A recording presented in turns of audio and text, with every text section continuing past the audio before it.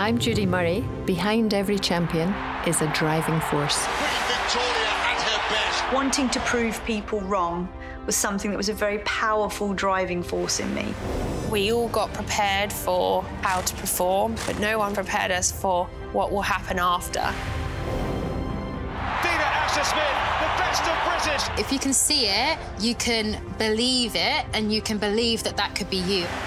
We knew that we was a part of something bigger. More glory for Sarah's story. If you don't stop doing this, you may go deaf.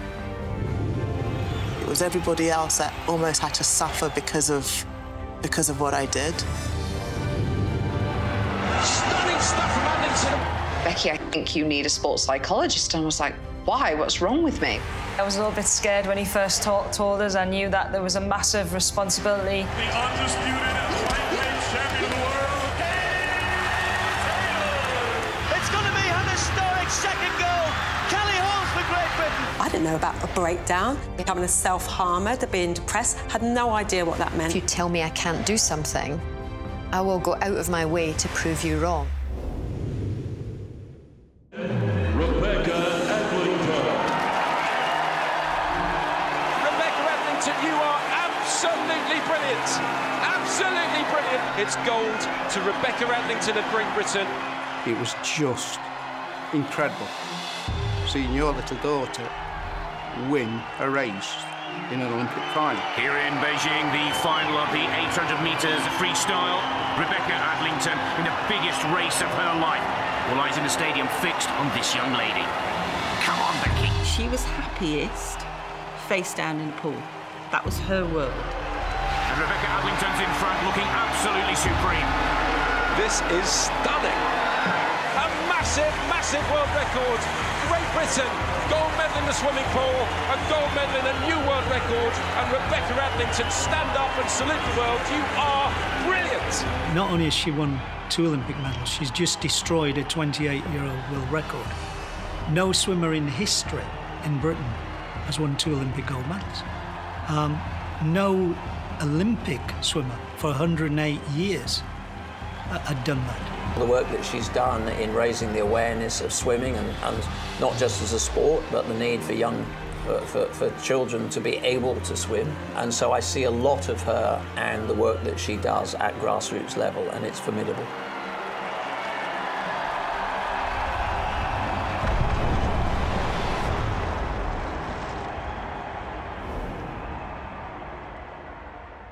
Rebecca Adlington, double Olympic gold medalist, double Olympic bronze medalist, and the most successful British swimmer ever. So can we go back to where it all started? Who instilled your love of swimming? It's just my family. I think being the baby of a family, I've got 2 older sisters, so they could fully swim by the time I came along, and it was just something that we all used to do together. Grew up in such a tiny little place of Mansfield, but fortunately, we've got 2 swimming pools in this tiny little village, in this tiny little town, so it was perfect for us, and we lived just around the corner, and it was just something that we just used to do as a family all the time, and I loved it. From the get-go, I loved it. I wasn't one of those kids that was ever scared of the water, and even on holiday, my mum would be blowing up the armbands, and I'll have just run and jumped in the pool, and she was like, she can't swim, and I just loved it. We wanted all the girls to be able to swim as a life skill. It's hugely important to us that they knew how to handle themselves in water. We don't start competing in swimming until you're like 9 or 10 years old. But because my sisters were both fully at the pool all the time, the swimming club were like, yeah, she can join in and like just do the training and things like that. I wasn't very good. Like everyone thinks that every Olympian is like really good, like from a really young age and showed promise. And I certainly didn't. I used to get told off too much for talking too much at the end of the lane. I used to have to get out and do 10 press-ups. That was always our punishment for talking too much. Yeah. I started taking it properly serious when I was about 11. That's when just something just changed. It wasn't just my hobby. I wanted to go more and more. It was that was when I was kind of like, Mum, Dad, can I go back again? And can I do a few more? And can we join this club? And kind of the passion really grew from there. I think at the time, as you do with most of your children, you try all sorts of hobbies, sports, for all of them. But because Chloe and Laura was doing swimming, Becky wanted that more than anything and was lucky enough to find something she absolutely loved doing. You need kids to train with and spar with and travel to competitions with. Did you have that at your swimming pool? Massively. That was just what it was. It was just the community. It was just a family, and that's what swimming is. If you go into any swimming club, the people that are running it, the volunteers, are people that their kids swam 20 years ago and they've stayed on at the club, because that's what swimming is. It's just driven by volunteers and past people that had a passion for it. And I'd come home at the end of the day, yes, tired, but also you just have this adrenaline, this buzz, because it was just such a good day and you just got to be with everyone, that it was just amazing. When you were 11 or 12 and you started to take it a little bit more seriously, how many times a week were you training, and what time did you have to start to get pool access? I used to swim at a club when I was about 11 that was literally round the corner, so it was fine. We used to start at 6, so I'd wake up about 5:30. It was absolutely fine. But when I got to about 12, we made the decision to move to a slightly bigger club. But the problem with doing that, it was like over an hour's drive. My mum and dad were waking up at 3:30 in the morning because their sessions started at 5. Yeah, it was horrendous, I'm not going to lie. It sounds awful. On a daily basis, it was absolutely manic. I'd have been good in the army, is all I could say. It literally was a military operation every day.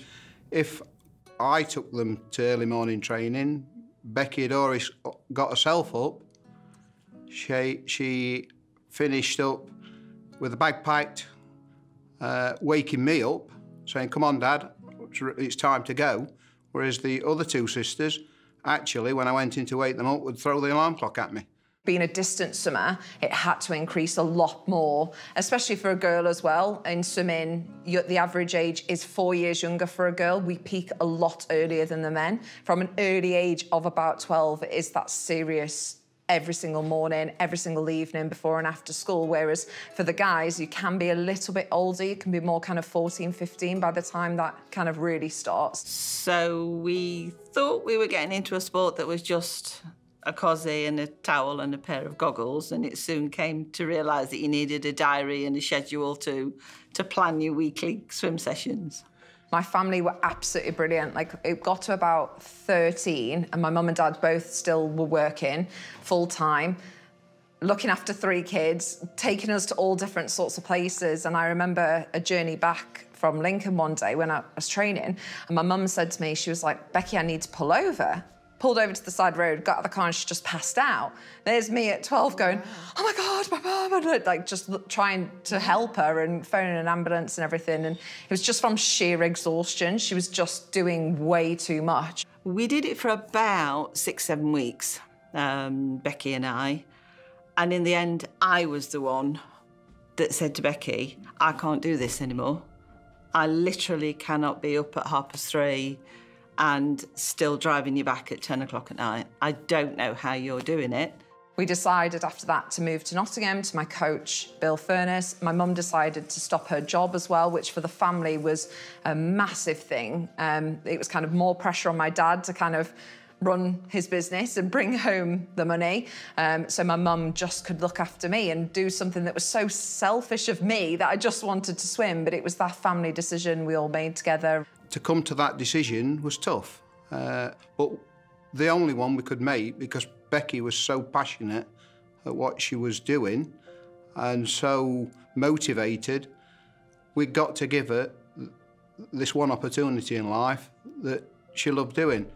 They never complained, they never moaned about it, and I felt bad because everyone was kind of running around doing everything for me to achieve my dream, and it was just unbelievable the support I had. So my mum and dad would write to the councils, local businesses. We got grants from, there's this thing called the Rotary Club in Mansfield, which give you £500. And any bit of money that we got given that was any sort of grant would go straight to obviously my mum and dad, because they were the ones supporting me, paying for everything. I think there is this perception that swimming is a really cheap sport because you haven't got the expense of a certain equipment, but it's still not cheap.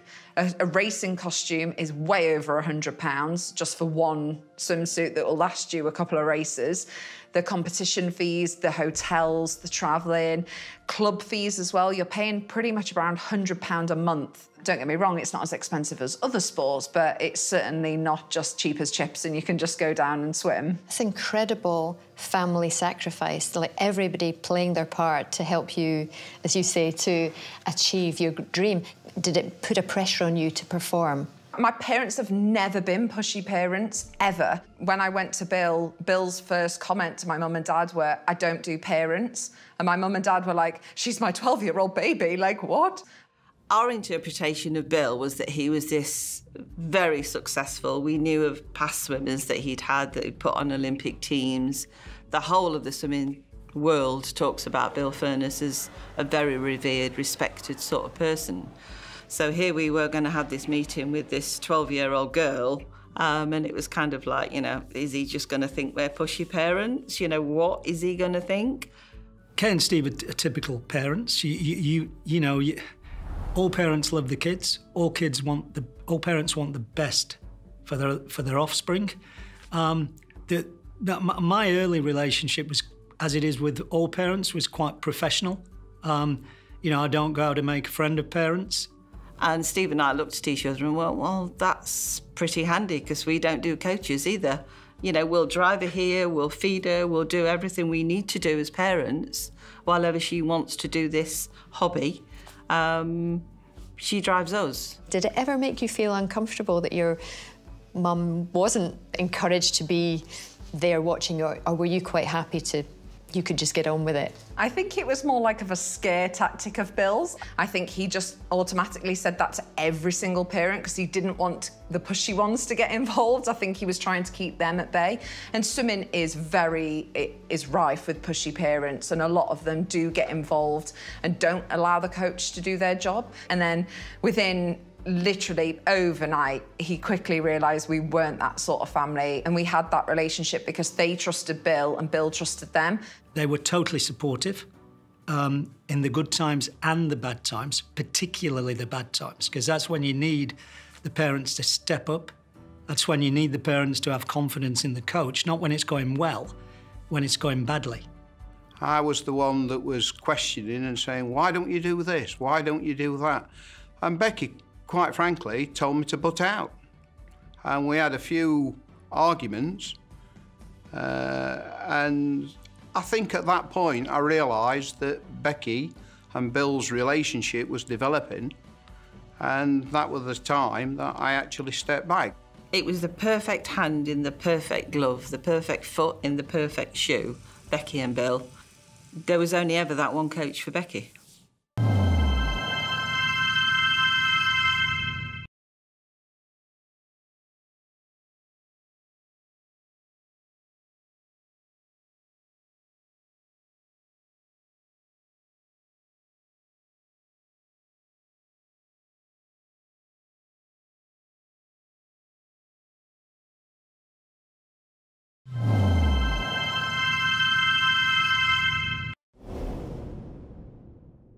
Can you remember the first race that you ever won? I remember when I first won, I was about 14 and I went to European Juniors, and it was the first time of racing other people in Europe. I just couldn't believe it. It was just one of those amazing things. My parents were in the stands. It was just kind of like that real confidence boost, especially at that age of going, oh, I am all right at this. Oh, I could do this, because I knew I loved the sport and I knew I wanted to do the sport. Normally in swimming, you race a lot older people and it's people of all age groups. So it was amazing going to something that was just people my own age, people that had been through exactly the same thing. It was just such an important stepping stone in my career. Very quickly, what I did realise is she was extremely driven, and was prepared to more or less do whatever you asked her to do. The other thing that was peculiar with her is that her attention to detail for someone so young was astonishing. Did you find having a male coach, was it easy for you to open up about, you know, when you're going through those kind of, I call them the high school years, you know, when your body's changing and everything's different physiologically and emotionally? Were you able to talk to him about that?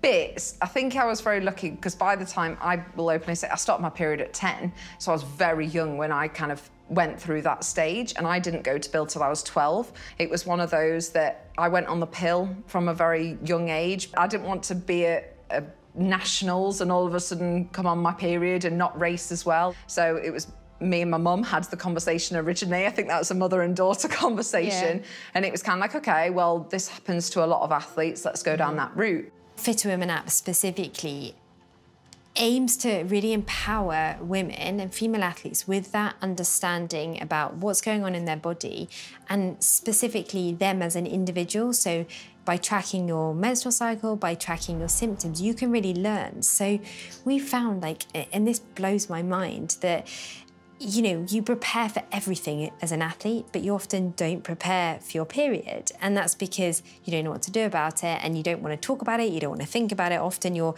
support team is mainly made up of men, so what are you going to do about it anyway? So I had to communicate to Bill what was going on, and he found it really awkward, I'm not going to lie to you. He didn't want to get in depth with anything or kind of go down that route. I think he kind of felt, I'm not Becky's parent. 82% of athletes experience symptoms every single cycle. 93% of athletes say that there's a time in their menstrual cycle where they can't perform to their best. Of those athletes who have a coach, 80% of them say that their menstrual cycle holds them back, yet 90% of them have never discussed it with their coach. It didn't bother me after a while. As I say, for me, with Becky going to Bill initially, I was perhaps a little bit in awe of his reputation. And for me, it was my little girl, even though she wasn't anything but little, was only 12 years old. I had a lot of doubt about whether I was doing the right thing as a mum. Bill is a lot older than me. He was kind of a bit older than my dad. So for him, he was trying to deal with this teenage girl that sometimes was a bit like, well, you're not my daughter, do you know what I mean? So he'd have to talk to my parents a lot and you'd have to deal with those things, whether you're dealing with illness, injuries, breaking up with boyfriends, other stuff going on outside of the pool. And they did get that. And I had that relationship with Bill anyway. It was just always one of those that we had that really good relationship. He knew straight away if something was bothering me. Girls of that age, you know, they go through the same sort of development. So Rebecca, like any other girl, you know, she had relationships. She sort of fell in with people, fell out with people. It was normal. He had a daughter himself, that he's been there, done that, and kind of knows a lot more. And I got to the point where I just told him things. It was a great partnership just to sit and watch and observe just how well they work together. Bill saw me as a human being first. He always put the human side of me before being an athlete. For me, when I gained a lot of weight, when I went on the pills from such a young age, I found that extremely difficult. I was so self-conscious. And in swimming, it's a very slim sport. The body type is thin, tall, and that is kind of, everyone fits that mold. And I was there and I was like, hold on, I've got these boobs and I'm kind of not the same shape as the other girls. And I used to feel so insecure. I used to run on poolside with like my towel wrapped around me and just put it down last minute. And then I'd dive in the pool really quickly because I didn't want anyone to see me in my costume. And I'd kind of just be really self-conscious. Your profile in the water, what you present to the water in great swimmers is very important. And she had a very good profile. You know, I mean, she was a typical young sort of developing girl. But it never got to a stage where you considered not swimming because you felt uncomfortable with how you looked? It took me a long time to love your body. I think once I got older, I was like, hold on, these big shoulders gave me 4 Olympic medals. I fully understood how incredible the human body is, to be able to push your body to the limit every day. And this was my power, this was my tool. Like, I didn't have a car or a horse or any other gear to drive me.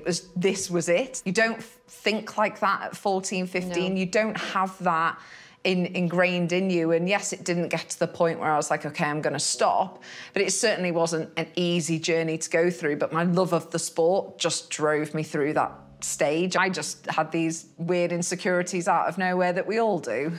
My grandmother used to say, a good big un beats a good little un every day. And she was probably right. And Rebecca was a good big un, yeah.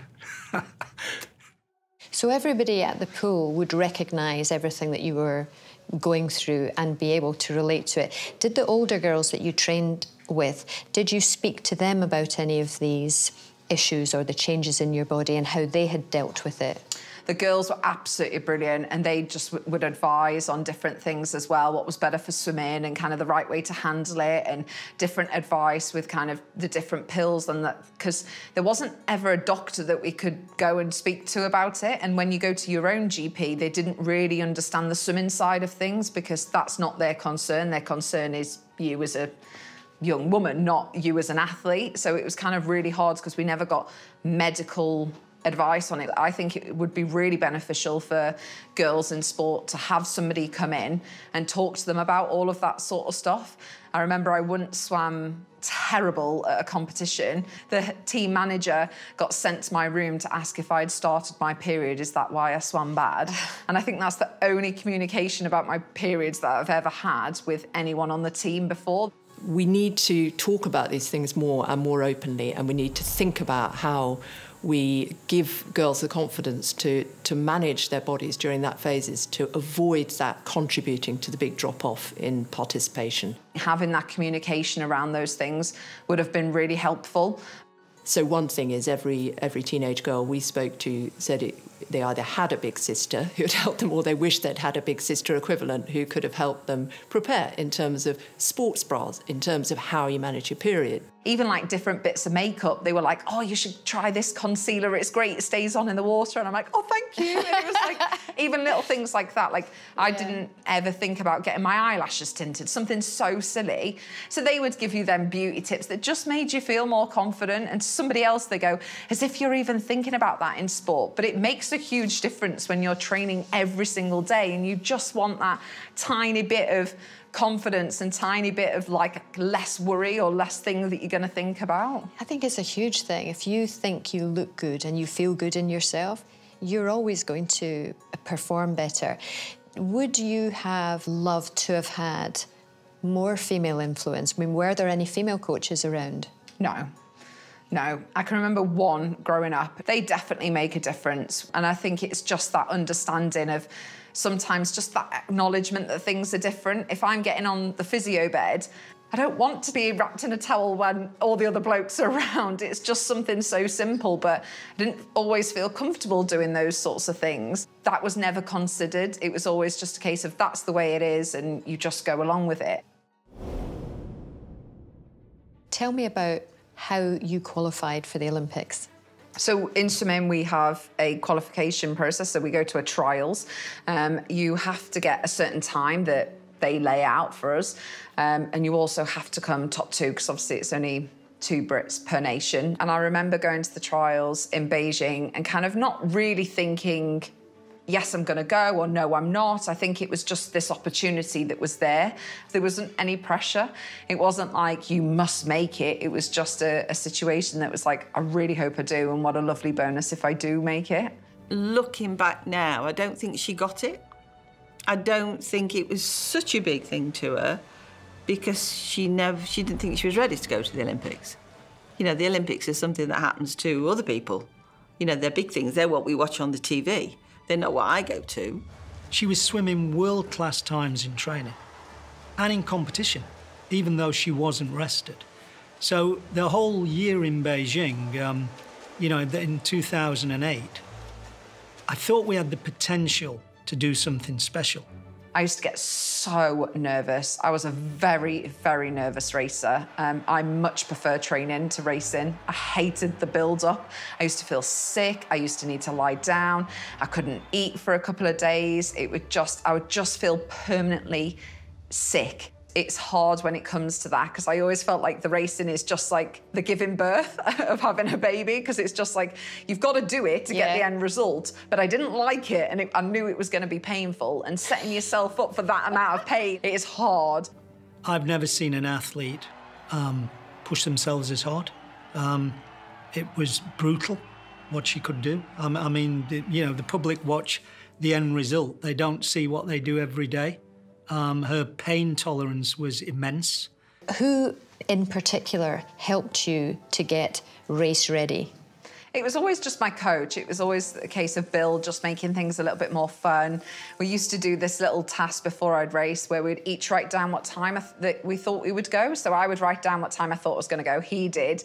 We never showed each other. We used to give them to our sports scientist, and whoever was the closest would have to buy the other one a chocolate cake. Taking away that bit of nervousness and making it into a bit of game. Remembering the fun side of sport, I think, is really important. I have to say, he always won. I never got the chocolate cake. He got it every time. He pretty much predicted what time I was going to go every single time, but that's what he was doing with setting me up for training. I had my best friend next to me all the time. We did the same event, and that was always really nice. People they tried for a little bit to make us these big rivals, and it was just never worked because we were never rivals. We're still best friends now. But we would help each other, both qualify for the Olympics, but be able to get those medals and kind of really support each other, that we just use one another, each other in such a good way.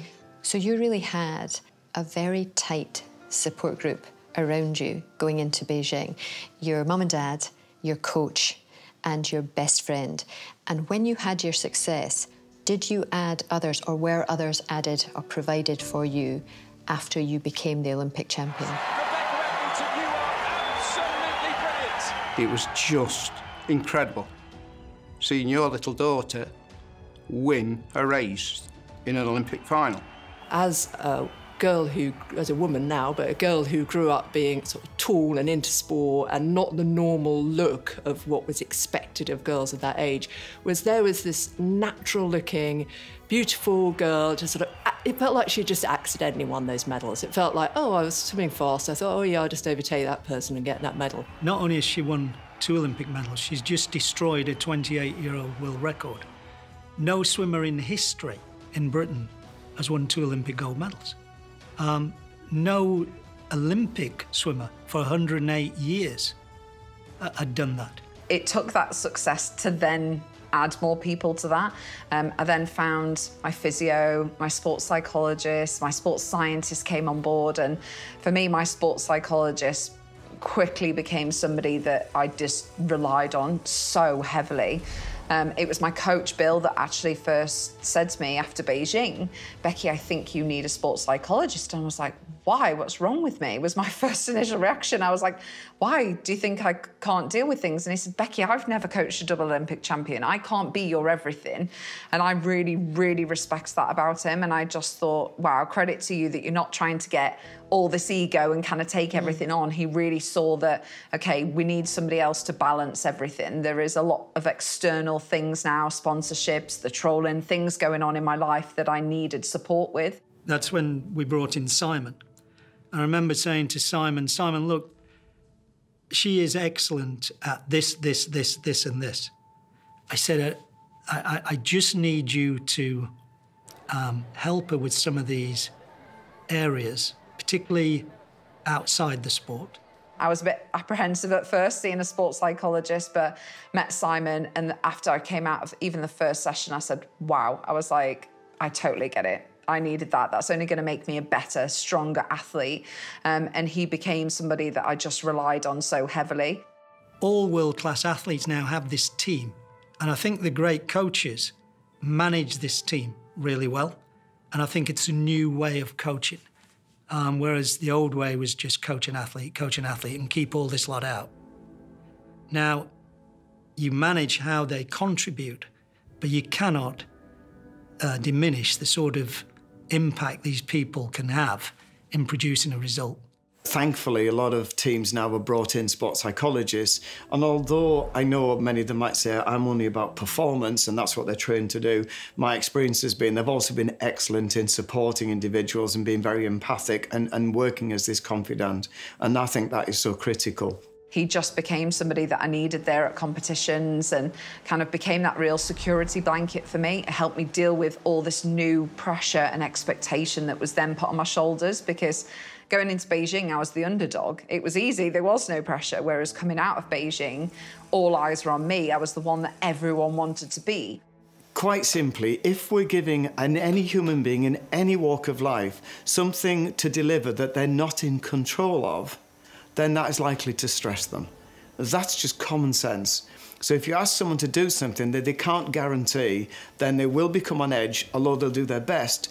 You can't guarantee it. And when I entered sport, it's quite clear, you cannot guarantee a gold medal at the Olympics. You cannot guarantee a win in a match. I think in sport we have this tendency to overthink everything and make it life or death and, oh my gosh, well, what about this? And I used to focus so much on the outcome instead of enjoying the process and the journey. I'd constantly worry, what if I don't win this race? What if I don't do this? What if I don't do that? What are the repercussions? Whereas actually he was like, Beck, you're putting your hat and goggles on and going for a swim. Like, it is fine. Like, just normalise it. And that's what he really did, just made things simple when I needed him to. Was that provided for you by swimming's governing body or the BOA? I think in a lot of sports, it goes from this really amateur level to this professional level. And it's quite extreme and it's quite drastic, and it's kind of like the real difference. It's almost going from like a junior to a senior. Whereas in swimming, not until you win an Olympic gold medal is any of that given to you. It's kind of like, even if I was making finals before, or even if you were getting silver and bronze, you don't get it. And then all of a sudden, you have to get the very, very top just to get that extra bit of level. And especially at that point in my career as well. At 19, 20, your body, you start having niggles, you start having things, and things are very different because that is your profession now. That is how I earned money, that I was able to buy my own house for the very first time. I wasn't relying on mum and dad anymore, and they weren't kind of struggling. I was able to move out and do all these normal things that a 19-year-old do, but I was never able to do that before. We didn't have the money to do those things, to have that support from British Swimming, even though it would have been nice to have it a couple of years before Beijing. It was just, we were so grateful to just have that support after.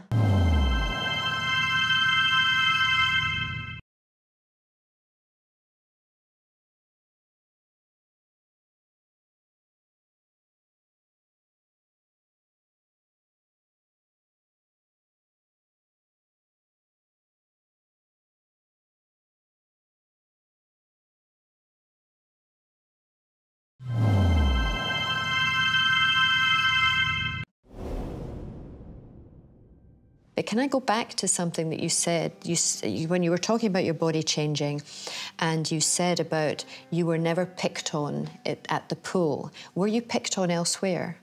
At school, I was very much known as the kind of tomboy because I did sport. I got a lot of comments being like, oh, you're a bit big to be a sports person, aren't you? I think the perception is that you are stick thin as a sports person. As an athlete, everyone is just super thin with a six-pack. And I'm like, it's not always the case. I don't think I've ever had a six-pack in my life. I certainly haven't. I've trained like 30 hours a week and I've still not got a six-pack. I don't think it's physically possible for me to ever have a six-pack, but it's just everyone's body shape is different, and I think you don't always fit the mould of what a traditional person of that sport is, and I certainly never fit the mould. For me, the online bullying started once I'd had success until after Beijing, and then just got hammered on the trolling, and just, it was always about my appearance. It was always the way I looked. I think for girls in particular, because society may have given them low self-esteem at the start, to then have these criticisms given to them while they're in the limelight can be really soul-destroying. So yes, I have dealt with a lot of female athletes who read these comments and it just demoralises them completely.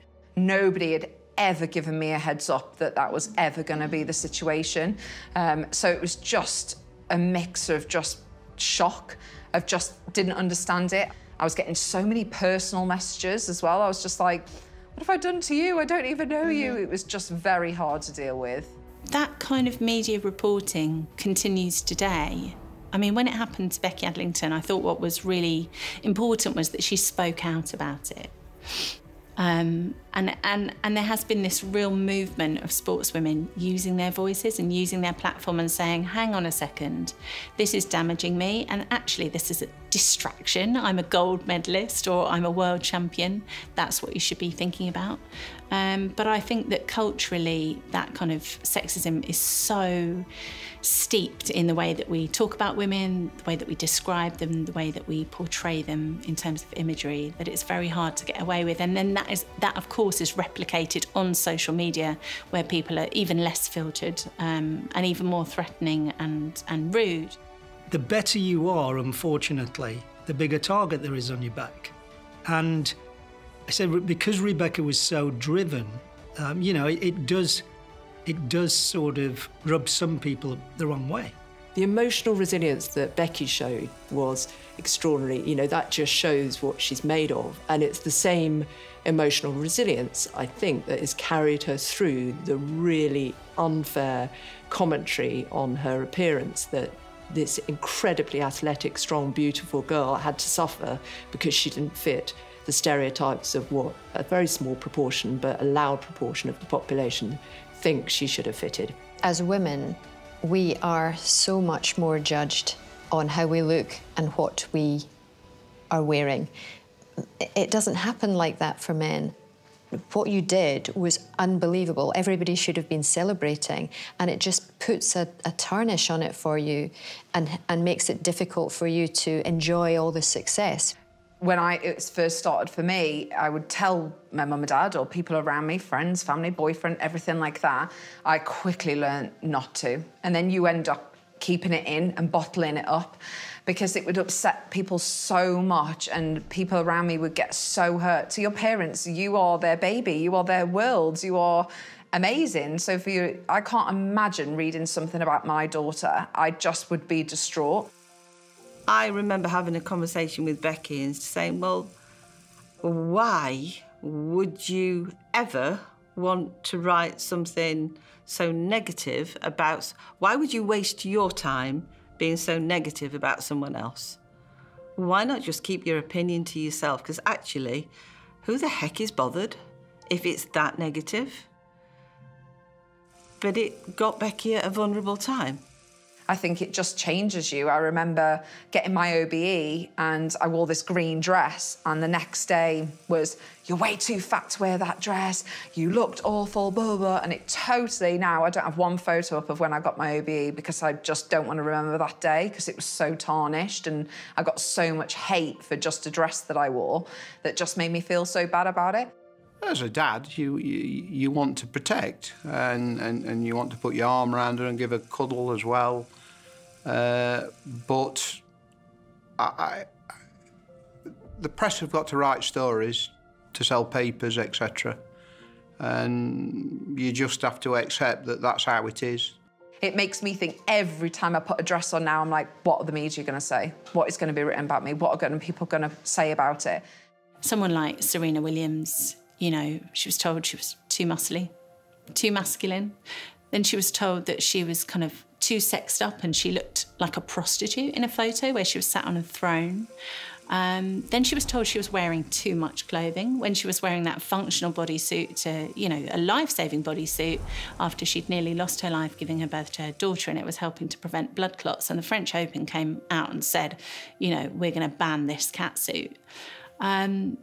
Whichever way women try to do it, they're criticised for it. I still think it's not where it should be, and even though, yes, it was 12 years ago, I still don't think it's great for those female athletes coming through because they still get the same judgment.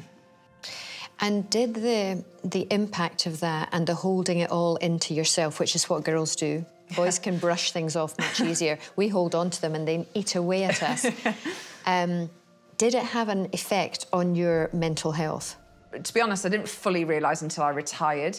You're in such a bubble in sport. When you're in sport, you just live and breathe performance. And I just was able to bat things off a lot more because I was like performance driven. If somebody said that, you're like, fine, gold medal though. And it wasn't until kind of much older that I was like, I've bottled so much in.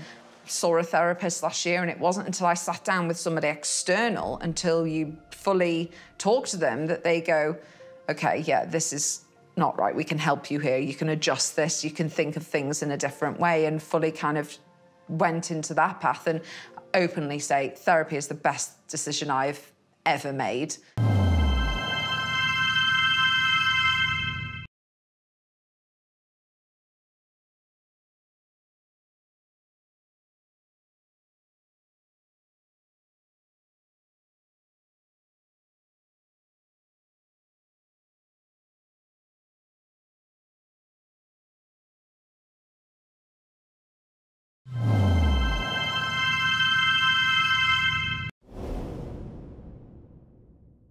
Beck, you retired after the 2012 Olympics and you were only 23. How easy was it, or not, to adjust to life after swimming?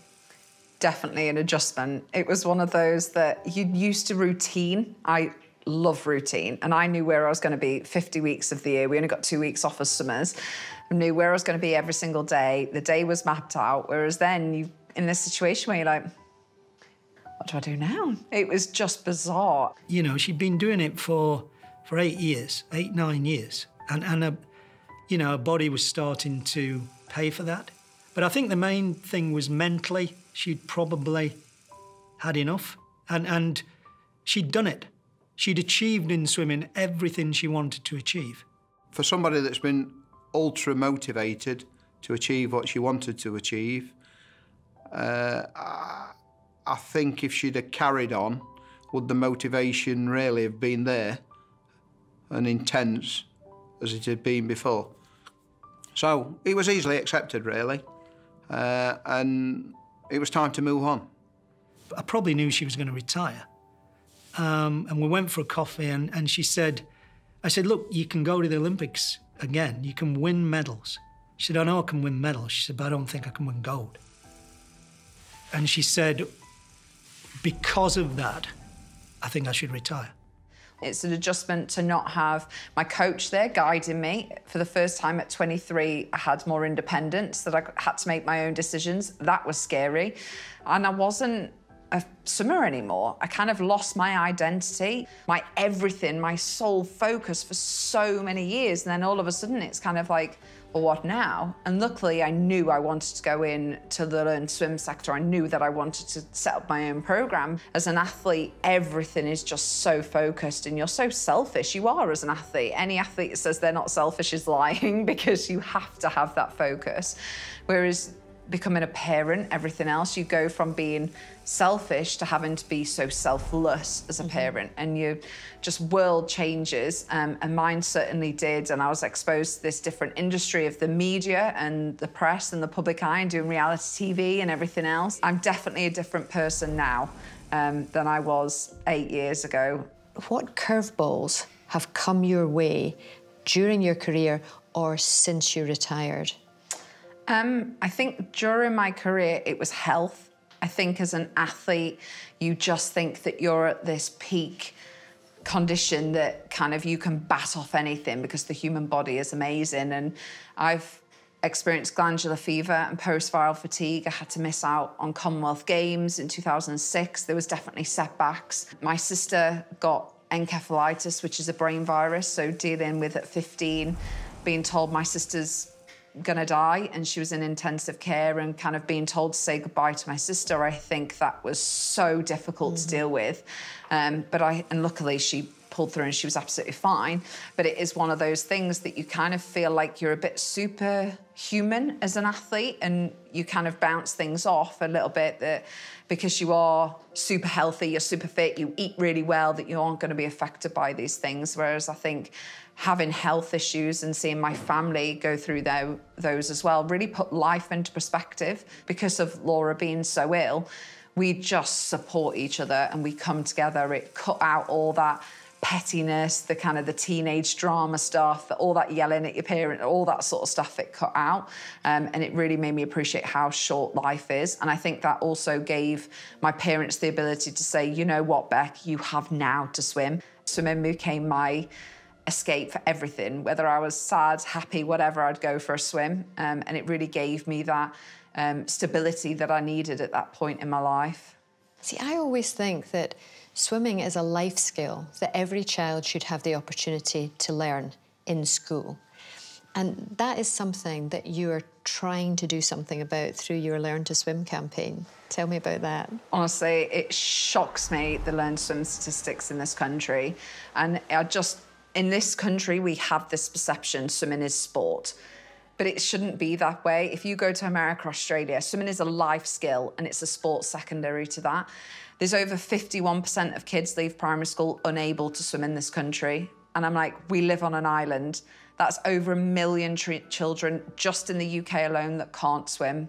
And I just find that absolutely shocking. Around up to 85–90% of more privileged kids can swim 25 metres when they leave school. We're talking more like 45%. Less than half of kids from more challenging economic backgrounds can swim 25 metres. That's a really stark inequality, and in a country like ours, it shouldn't be accepted. It's such an investment that it's like lessons cost £5. It's the same as going to McDonald's with you and your child. I'm like, I know which one I would rather do is definitely teach my kids how to swim. I just think it's one of those that we have to see it differently in this country, and we have to give people that opportunity. We have a big challenge to overcome, and it's brilliant that Becky's championing this with her Swim Stars initiative, because learning to swim is such a vital, important thing. There's no question at all the Academy is hugely helpful. The work that she's done in raising the awareness of swimming, and not just as a sport, but the need for children to be able to swim for very, very obvious reasons. But a lot of her focus has been in the area that she was brought up in. Unfortunately, a lot of swimming pools are closing. That is something that is a huge issue in this country. They are very expensive. They cost millions to run. And unfortunately, a lot of them are closing. It's so sad. I get messages every single week going, can you sign our petition? Can you do anything to keep our pool open? And I'm like, I really wish I had that power. I really do. But I try whatever I can to try and keeping these facilities open, because they are the heart of the community, and it means that so many more people get to learn to swim in that community. A good sports policy is a very good health policy, it's a very good education policy, it's an extremely good policy for encouraging social cohesion, and it certainly has a big impact on juvenile crime rates, so it's a very good investment in a local community. If Summer, your 5-year-old daughter, if she wanted to follow in your footsteps of swimming, what things would you want to be different about the swimming environment to make it an enjoyable experience for her? I'd make her dad get up to do the morning sessions. No, I definitely would. I would love her to get involved in sport, I really would. And obviously I wouldn't push it on her, she's going to choose her own path, but I'd love to, because I've travelled the world, I've met the most incredible people, it has made me who I am today. I feel like I've learnt more from sport than I ever did in a classroom, because it gave me so much. The things that I have, the memories, the stuff that it's given me to put into business as well, my discipline, my determination, my dedication, everything, all these characteristics that I learnt through sport. But I hope for her that certain things that I know she will go through if she's part of sport, being a female, depending on what sport she chooses, is going to be a bit different. It isn't what she sees on telly. She constantly says to me, Mum, football's on, because all she sees is male football on TV because my dad and my boyfriend, whatever. Whereas I really want to give her that females can do everything. No matter what sport you want to do, you can do it. And I really want to give her that belief. And that's why it's so important for us to continue to promote women in sport and women's sport, and to use our voices to create opportunities for others who might not otherwise have them. Becky, thank you so much for speaking to me. I have loved listening to you. It's a wonderful story. I hope your daughter becomes a tennis player. Me too. Me too. There's a lot more money in tennis. It's been wonderful listening to you. Thank you for sharing everything with me. And yeah, all power to our female elbows.